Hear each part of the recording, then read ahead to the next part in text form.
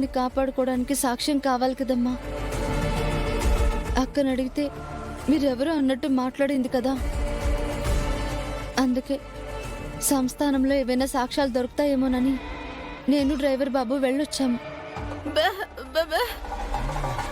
దేవుడు లేని గుడి ఎలా ఉంటుందమ్మా, మన సంస్థానం కూడా అలానే ఉంది.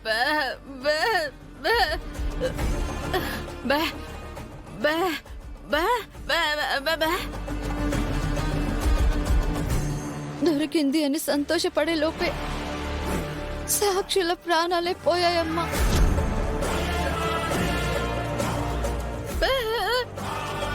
అవునమ్మా, మాకక్కడ యాదగిరి బాబాయ్ భోనా పిన్ని కనిపించారు. వాళ్ళని చూడగానే నాన్నని కాపాడుకోవచ్చనే నమ్మకం కూడా వచ్చింది. వాళ్ళని తీసుకొచ్చి సాక్ష్యం చెప్పిద్దాం అనుకునే లోపే పిన్ని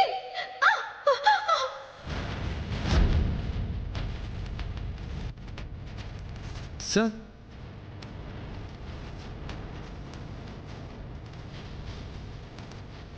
ఆ ఉపేంద్ర అలా వాళ్ళ ప్రాణాలు తీసేశాడు. నాన్నకి శిక్ష పడకుండా చేయొచ్చు అనే మా ఆశని కూడా చంపేశాడు.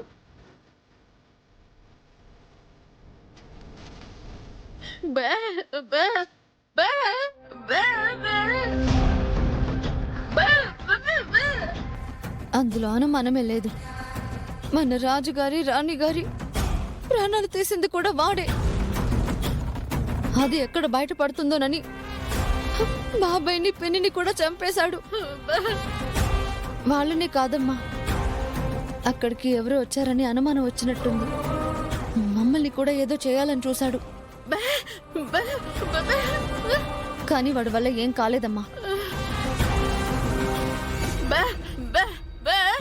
లేదమ్మా, ఎవరో వచ్చారన్న అనుమానం వచ్చింది, కానీ అది మేమే అని వాడికి తెలీదు.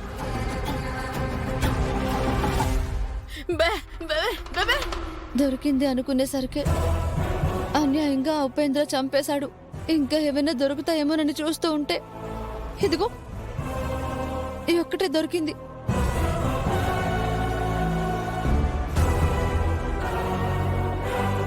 బాబు,